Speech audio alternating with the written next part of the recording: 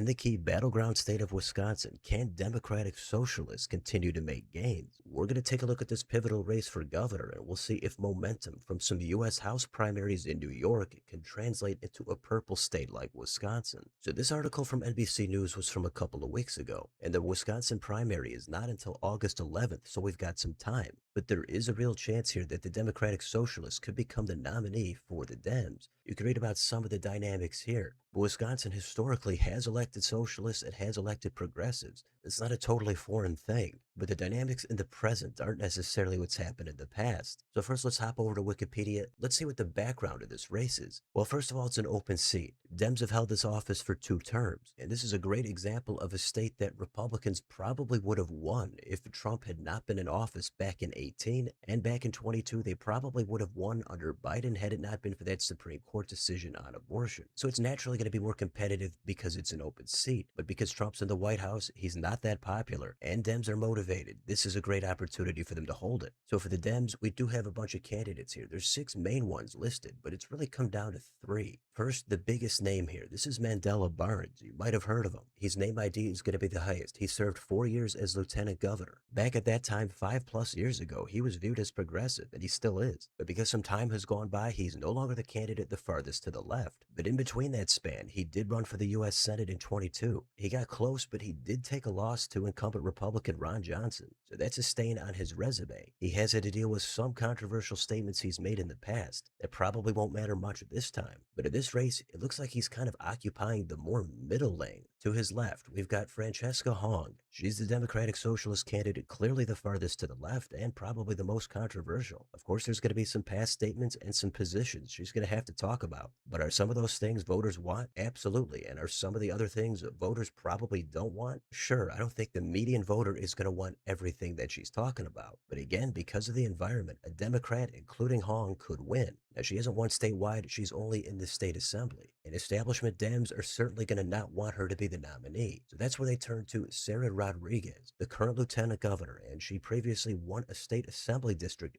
just outside of the Milwaukee area. She flipped that district, and usually when that happens in many states, that candidate is destined for higher office because it seems like they might have crossover appeal. So she's going to be the more moderate, the more establishment candidate, the safer choice. So it's going to be an interesting 3-way battle here. In the recent straw poll, just with Wisconsin Democrats, it wasn't overwhelming, but Rodriguez finished first, followed by Hong, and then Mandela Barnes is in third place. So any one of them could win, but regardless of the views, I think Rodriguez, of course, would be stronger in a general election, Hong would be the weakest, and Barnes would be in the middle. But at the same time, you can't underestimate the motivation of progressives and Democratic Socialists across the country. They could turn out hard on election day, and we just don't know it yet. So if we go down here, we've got the endorsements. A bunch of these are what you'd expect. Down here, you've got Hong, who has some of the progressive endorsements. Sarah Rodriguez, again, it looks like she's more establishment here. What about the campaign finance? Take a look at this. This looks really consistent, almost perfectly symmetrical. You've actually got 7 candidates here, and they're all between a few $100,000 and about $800,000.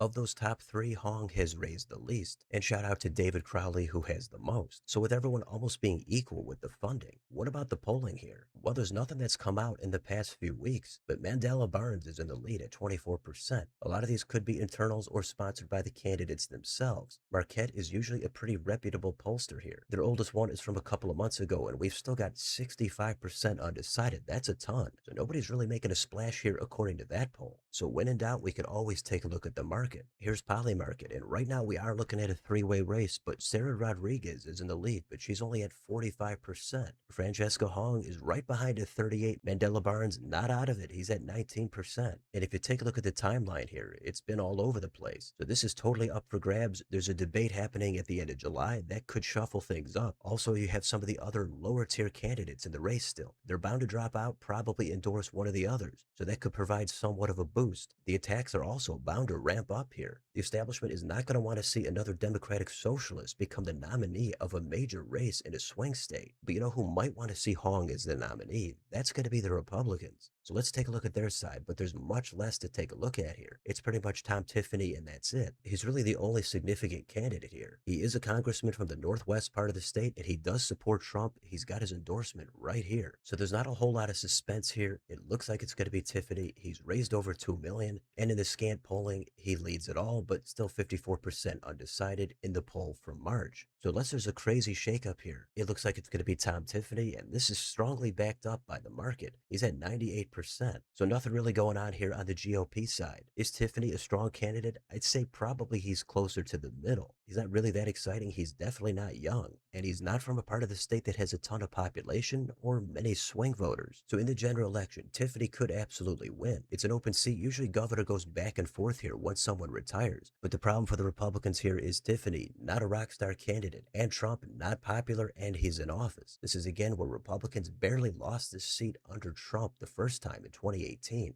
Then they came up a little bit short in 22, probably because of the Supreme Court decision on abortion. But the race is, of course, going to be rated a toss-up. And if you look at the individual polling, Tom Tiffany trails all the Dems except for Francesca Hong. But again, take a look at the poll sponsors here. Again, nobody's really approaching 50% in any of these polls. A lot of them are outdated, and this is way before the general election campaign season. But in this preliminary data, it does look like Hong is the weakest candidate. Barnes, I think, is tainted by his loss to Ron Johnson in 22. Plus, he's not squeaky clean on some of his past statements and positions as well. Sarah Rodriguez, going to be the safer choice, but if you're the Dems and you're fired up, you might think she's just a little bit too establishment friendly, too moderate, and you want somebody who's actually going to be a fighter and stick up for the working class. So that's where Sarah Rodriguez is going to look like your establishment politician that might be a turnoff for a lot of these primary voters. Now, if you support Hong or Barnes, you might think they absolutely could win, and I would agree, but I do think it'd probably be a bit more of an uphill climb. For any low propensity voters they fire up, I think they would turn off some more moderate voters that Sarah Rodriguez probably wouldn't. But that's just the conventional wisdom. Anything could happen. Tom Tiffany and Republicans definitely want to flip this seat. If Harris were in the White House, I think it would be much, much easier. But right now the race is a toss-up. It's technically up for grabs. However, if you take a look at Polymarket, the Dems do have a distinct advantage. 77% chance to the Republicans' 21. So I agree that Dems are totally favored here, but Republicans could make anything happen, especially after the primaries conclude in August. There's a lot of unknowns here, but a lot of interesting dynamics, especially with the Dems here. So we'll just have to wait and see what happens. Maybe these three candidates go down to two. Maybe a new scandal develops. Who knows? We'll see what happens. But for now, let me know in the comments. What do you think about the dynamics here in this Wisconsin governor's race? Which Democrat do you think is going to become the nominee? Which do you think is the strongest in the general election? What about the Republicans? What do you think of Tom Tiffany? How likely do you think Democrats are to hold this seat?